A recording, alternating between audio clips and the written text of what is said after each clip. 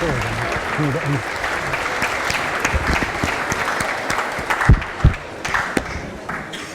Thank you very much, Dia. Moving now to our concluding speaker for the evening. The final speaker tonight, in opposition of the motion, is Lauren Tucker. Excuse me. Shh. Thank you.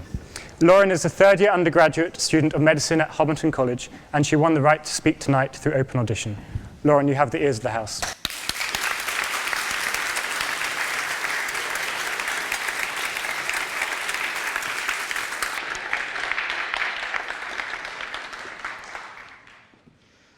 The motion we are debating tonight encapsulates a shared sense of despair and disillusionment with the state of British politics at the moment. As we grapple with the overwhelming challenges posed by the cost of living crisis, our gaze naturally turns to the past for guidance, to leaders who stood tall and resolute in the face of adversity. And what stronger leader is there than Margaret Thatcher? Our first female Prime Minister who had strong ideological convictions from which she never faltered. Thatcher believed that if someone wanted something in this life, then they should work for it, and that children should not be cheated out of a fair start in life. Yet, while she held these convictions, Thatcher shut mines which employed whole villages' worth of workers, cut spending on education through reduced funding to local authorities, and took milk away from children. Thatcher championed the idea of individuality, but refused to recognise that the poorest in society face systematic barriers and that often circumstances mean hard work isn't enough to survive. Thatcher's individualistic, aspirational society seems to only work if the majority of the working class are excluded. Thatcher ruined lives and decimated communities in the 1980s. And frankly, when Britain is facing a cost of living crisis of this size, of one of which the predicted effect is a 6.5% increase in deaths of people under 75 because they will go without food and heating, Britain could not survive another Thatcher. But I will not only argue against the motion of a new Thatcher, I will vehemently advocate for the dismantling of the old Thatcher through eradication of the stranglehold that her ideologies have held over our political landscape for 4 decades. In 1981, Britain recorded its first death from HIV, ushering in an era of fear and ignorance. This disease was cruelly dubbed the gay plague, further deepening the stigma around homosexuality. The levels of homophobia in Britain increased massively, leading to a surge in hate-fueled attacks. But it was under Thatcher's rule that this prejudice became institutionalised. In 1987, in her speech to the Conservative Party, Thatcher declared, "Children who need to be taught to respect traditional moral values are being taught that they have an inalienable right to be gay." Her words were a precursor to the devastating blow that occurred only 1 year later, Section 28. This law prohibited the promotion of homosexuality in schools. It was a giant leap backwards, being the first homophobic law passed in Britain in over a century and a cruel reminder of intolerance. With Section 28 in force, homophobia became state-sanctioned. Bigoted bullying in schools became the norm. LGBT students were not only tormented, but found themselves alienated and bereft of support because their teachers could not help them for fear of repercussions. Worse still, the enforced silence perpetuated by this law meant that vital education around HIV and safe sex was stifled. And as a result, HIV turned into an epidemic that claimed hundreds of thousands of lives. Yep. She did also do the Die of Ignorance campaign. I'm not defending Section 28, but she did also do a major public health campaign about HIV when other countries were pretending it didn't exist. As a point of information. Given that she didn't allow talk about safe sex and how HIV can be prevented, I think any campaign she did was not enough and was frankly stifled by homophobia that she perpetuated. So these lives could have been saved with proper education and understanding had she run a proper campaign. So though Section 28 was finally overturned in 2003, the prejudice it represented didn't die with it. The Conservative Party, undeterred by lessons of the past, continued to perpetuate Thatcher's ideology of traditional moral values, which demonises any minority group that does not fit into their utopian nuclear family. The party's leaders continue to spew dangerous rhetoric and weaponise the existence of LGBT minorities. Rishi Sunak's dismissive statement, "A man is a man, a woman is a woman, it's just common sense," is not a throwaway remark. It's a chilling endorsement of ignorance. This remark came in the same year that a 16-year-old girl was murdered simply for being trans, a stark reminder that prejudice has deadly consequences.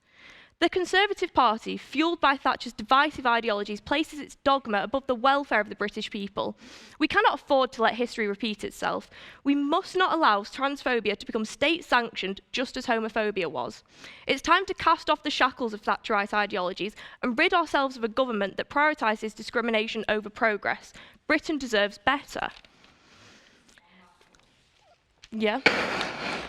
Isn't it the issue, though, that the government is deliberately looking for wedge issues because they're not a Thatcherite government, because they shy away from economic issues or poverty or the real problems in the country, the lack of growth, the inflation, and that focus on transphobia is merely because they are not like Thatcher, not that they are like Thatcher, because they don't have the full package.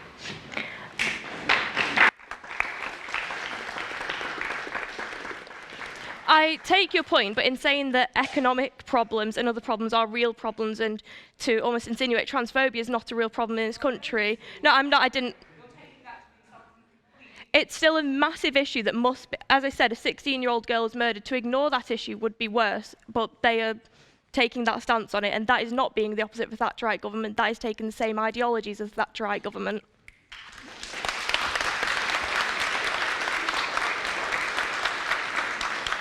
So, Thatcher's careless response to the HIV epidemic is only the beginning of her mismanagement of our healthcare system. I know that when I become a doctor, I won't ever work outside of Britain because I want to work in a nationalised health service, which is what the NHS is, or used to be, is meant to be. In 1988, Thatcher declared that the NHS would be reformed. Her policy ideas focused on the improvement of quality and an increase in efficiency through the creation of internal markets and promoting private health insurance. This began the systematic dismantling of the very foundation of our NHS by welcoming the free market into the heart of our healthcare system. Thatcher's internal markets led to the privatisation of essential entities within the NHS, creating a division where affluent areas thrived while our most vulnerable communities suffered. Private investors were naturally drawn towards wealthier regions, leaving poorer areas, which tended to be in the north, with outdated facilities and dwindling resources. The promise of equal healthcare for all was shattered and replaced by a stark reality where your access to quality healthcare depended on your postcode and, therefore, wealth. At the same time that Thatcher declared her reforms, one of her key policymakers, Oliver Letwin, released a pamphlet for radical reform of the NHS. Here he advised increasing the levels of private insurance, which Thatcher had argued for and implemented. But Letwin argued that this policy would lead to a system based on health credits, which would eventually lead to an insurance-based private NHS. It was this pamphlet that acted as the inspiration for the 2012 Health and Social Care Act, which removed the duty of our government to provide public health services, leading to the greatest levels of privatisation we've ever seen. Our NHS has been gutted. Budget cuts and chronic underfunding have become the norm, and the consequences are dire. You only have to look at waiting times, the longest ever in the NHS's history, to see how this is impacting the NHS. No, thank you. It is still working people who cannot afford private healthcare and who cannot afford to travel for care that feel the brunt of this inequality.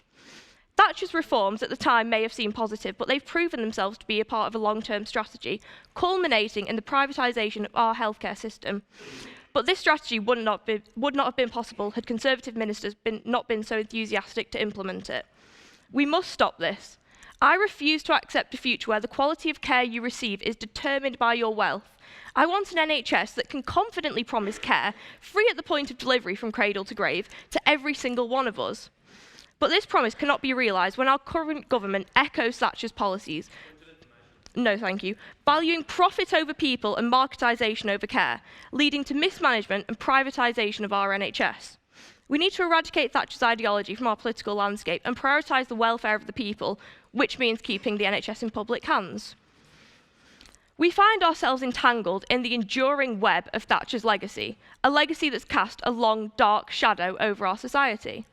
Section 28 may have been eradicated from our laws, but its effects still linger and impact the lives of LGBT individuals every single day. Look around you. Our healthcare system, once a beacon of hope, now groans under the weight of neglect. Education remains a privilege instead of a right. The dream of home ownership slips further away every day. This is not a coincidence. This is the legacy of Thatcher, a legacy that refuses to loosen its grip. No, thank you, I'm finishing up. We do not need a new Thatcher. We do not need a leader who mirrors the past, who sows division and fosters societal crises. We do not need a leader that demonises working class people and LGBT minorities on the basis of negative stereotypes. We need a leader who vows to heal the scars of the past, who recognises the struggles of marginalised groups and pledges to uplift them through undoing the long-lasting damage catalysed by the Thatcher government. So I ask you tonight to stand on the side of political progress, to stand on the side of every marginalised group in Britain, and to affirm the belief that every single person is entitled to the same opportunities in life, thus opposing this motion, opposing Thatcher. But more importantly, this motion is not abstract. This is the fate of our country, of you, of me, and of millions of people up and down the nation. So I implore you to use your vote in the ever-nearing general election to reject a past and a party that perpetuates division and inequality. Vote for progress over prejudice, for equality over elitism, and vote the Tories out. Thank you.